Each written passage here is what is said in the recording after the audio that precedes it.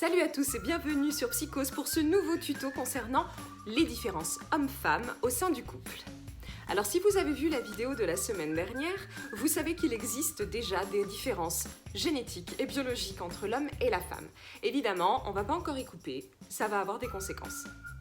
Rappelez-vous, les femmes possèdent un tiers d'hormones masculines, alors que les hommes possèdent un sixième d'hormones féminines.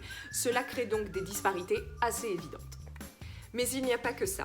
Si dès enfant, ces hormones nous conditionnent à avoir plus envie en tant que petite fille de jouer peut-être à la poupée ou à un aspirateur, et un petit garçon a davantage aller chercher une voiture ou un mécano, cela n'empêche que la société appuie ces différences et ancre bien dans les cerveaux des enfants une espèce de conditionnement pour leur avenir.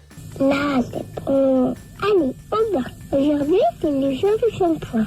Disney Pixar Cars 3 présente le Grand Circuit de Floride et accident droit devant. Alors ces publicités ne datent pas d'hier, et pour cause. En ce moment, il y a justement beaucoup d'actions qui sont créées pour que ces disparités existent un petit peu moins. Parce qu'effectivement, tout se complique. Nous, petites filles, avons grandi avec l'idée des contes de fées. Nous sommes des princesses et nous cherchons un prince.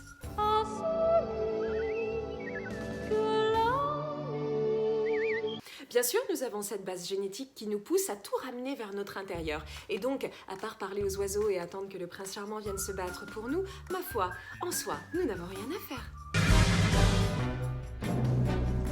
Mais bien heureusement, depuis pas mal d'années maintenant, la femme s'est enfin exprimée et est devenue l'égale de l'homme. La femme a donc décidé de montrer ses forces. Et nous sommes un peu passés de Cendrillon à Mulan. Il faut bien avouer que ça peut perturber un tout petit peu l'esprit de l'homme. Maintenant, les femmes, sachez, messieurs, qu'elles veulent un prince, mais ça aussi. C'est-à-dire que je m'occupe des deux enfants à plein temps.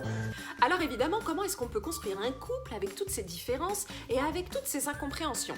Alors déjà, on va commencer par la drague. La première approche, vous savez? Cette fameuse drague où on a un homme conquérant et une femme qui attend de voir quel est le vainqueur. Ça, c'est dans nos gènes. Et puis, c'était à la préhistoire, on est bien d'accord.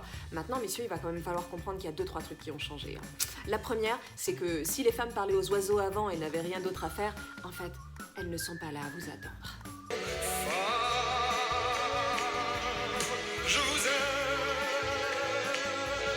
Et non, messieurs, la femme ne croit plus au Père Noël.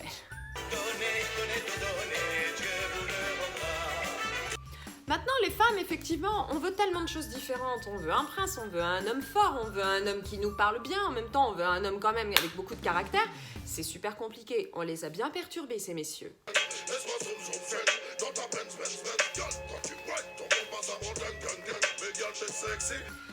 Oui, messieurs, les codes des femmes sont extrêmement difficiles.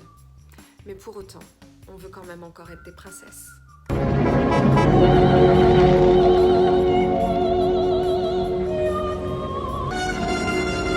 Par définition, la femme est le plus grand mystère de l'homme et l'homme le plus grand de la femme. En effet, les deux pensent différemment, se comportent différemment et ont des attentes différentes. Surtout les femmes.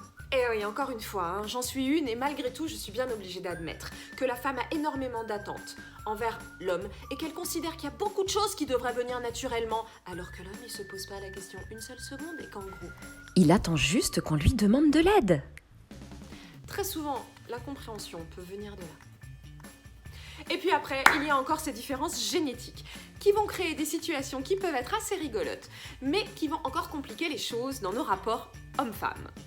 Par exemple, on a vu dans la dernière vidéo que les hommes tiennent mieux à l'alcool que les femmes. Rapport de sang dans le corps.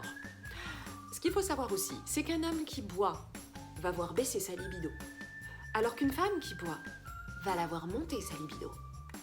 Autre chose, un homme veut avoir une relation sexuelle avec une femme pour se connecter émotionnellement à elle.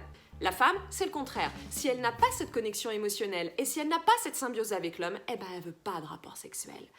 Va falloir trouver le bon timing. Oui, il faut la notice. Évidemment, les femmes sont différentes des hommes. Et je ne saurais mieux vous conseiller que de lire le livre de John Gray qui s'appelle « Les hommes viennent de Mars, les femmes de Vénus ». Ce n'est pas un bouquin de psycho, par définition, mais franchement, si vous avez envie de comprendre votre femme et madame de comprendre votre homme, vous allez rire, vous allez vous retrouver et vous allez vraiment pouvoir enfin comprendre des situations qui vous opposaient. Si vous n'avez pas très envie de lire ou que vous n'êtes pas trop bouquin, vous avez également le spectacle de Paul Devendre qui reprend ce livre à la perfection et qui rend tous nos défauts tellement plus sympathiques. Je vous donne rendez-vous vendredi prochain, cette fois pour la morphopsycho.